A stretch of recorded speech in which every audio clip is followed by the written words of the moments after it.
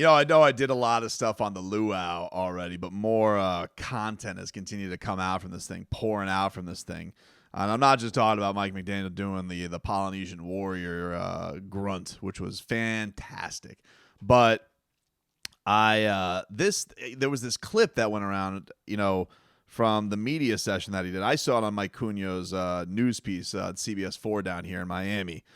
And Tua had this part. I talked a little bit about this on the last episode, the last video, and just saying, like, man, it must be something to have a guy like Mike McDaniel go out there and show that kind of support on stage for you. It had to feel good. And, man, I got to tell you, when I saw the video of Tua Tagovailoa talking about having his coaching staff there, I think the dude was moved, man. I really do. Like, it wasn't just a case of, like, yeah, it touched him, but, like, I genuinely feel like, man, feels like for the first time really since I've been here, having to deal with all the Fitzpatrick BS. Oh, it's my team. Boo-hoo. Show pony.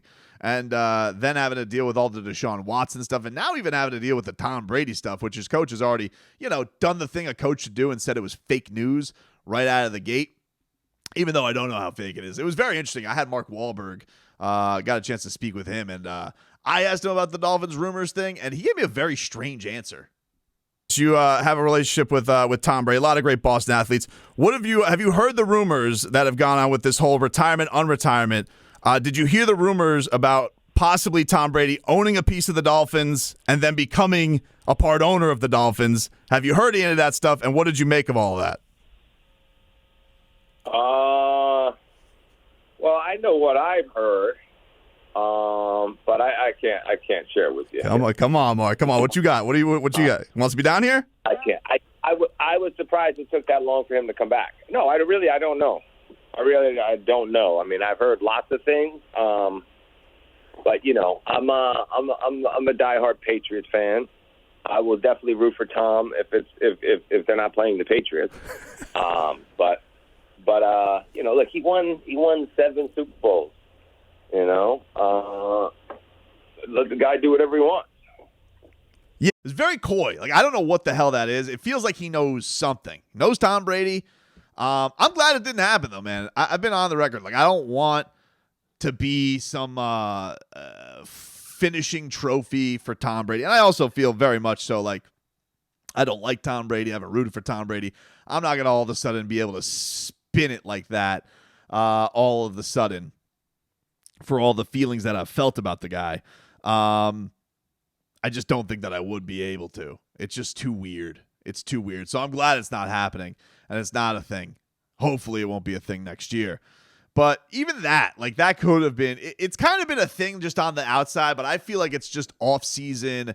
We need to talk about something NFL. And so this is like the juiciest thing. There seems to be some kind of drama between Tom Brady and Bruce Arians, but it kind of feels like it's already settled because Bruce Arians is no longer the coach of the Buccaneers.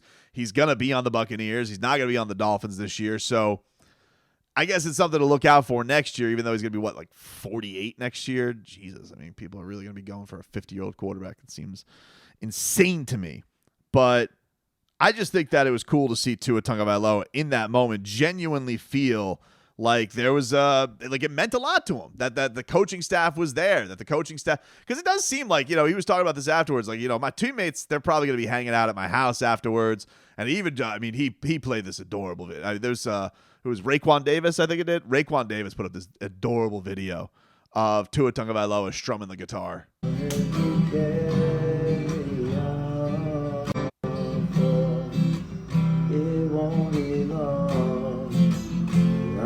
Voice of an angel, dude.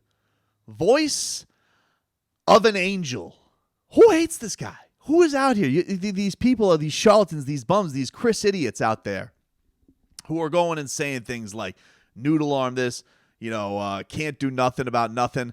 I just, it just makes you so geeked up for the season. I even laugh at Tyreek Hill, who I see out running a little flag football team. It makes me happy. I can't wait till he does it against actual defenders in a Dolphins uniform. And you get to see something like that where it's just going to be just an embarrassment of riches, it feels like, for this year. Everything set in the right way, set in motion. I mean, like, he sits there and he's like singing like Sometimes in our lives, we all have pain. We don't get believed in by flow. Oh, it won't be long. The Tua's gonna go and prove them all wrong. I can't wait, dude. It's going to be absolutely fantastic. I'm very much looking forward to all the. Listen, I've been there before. I've been up on the crow eating before. All right, trust. I have been there. I have done that when it comes to all things having to prove that you're wrong and all that type of stuff. You know, I'm close up when I say this. All right, so you know I'm serious. I've been on the end of having to prove, eat my words, if you will.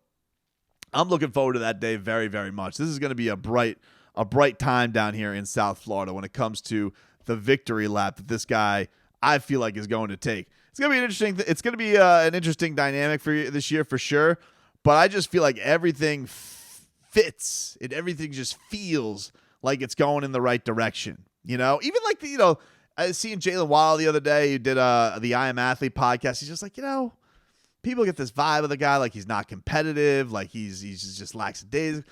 I just feel like he's handling everything with such class, just such class with so many people dumping on him. And all of his teammates seem to really dig him. How are you not going to dig a guy who brings out the acoustic guitar at his house and just starts singing Bill Withers? What the hell's got? What are you, soulless? Do you not have a heart in you? I don't understand this. I do think, though, it would be a great thing, and I was suggesting this this morning. I think we set up little acoustic sets, almost like a coffee house. Tua's coffee house, maybe Big Face Coffee could brew the coffee, but he has like a little bar stool there. And could we put like a guitar stand on each end zone so when he does score touchdowns, then he can get there on the mic and start strumming. Dun, dun, dun, dun, dun, dun, dun, dun, dun, dun, dun.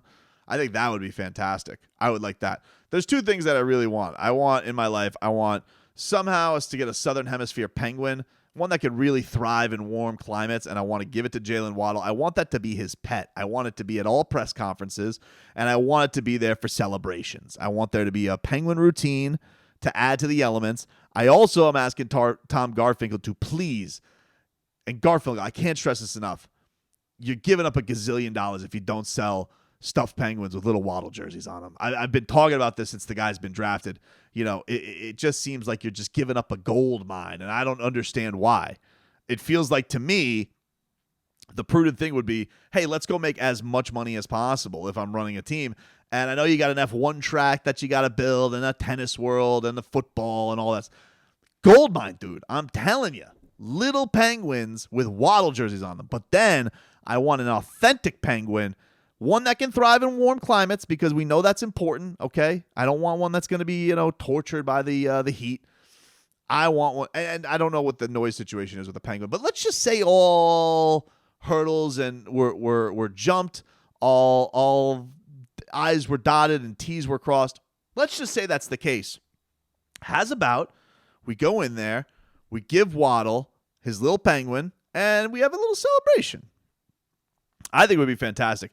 I don't know what else is like out there as far as like what we're waiting to see and what we're rolling to see. I will say I am still keeping an eye on this Deebo Samuel thing because I just can't help myself. And I got greedy. Like I'm out here and I'm looking at Deebo Samuel subtweeting everything. He's making a stink, which is what I told him to do. Go out there and make a stink.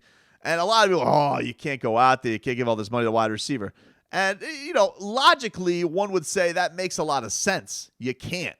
But, what if this is one of those things where you have San Francisco in such a raw spot that they do want to end up dealing him? And Mike McDaniel is the guy that sees the most value in him than anybody else in the league.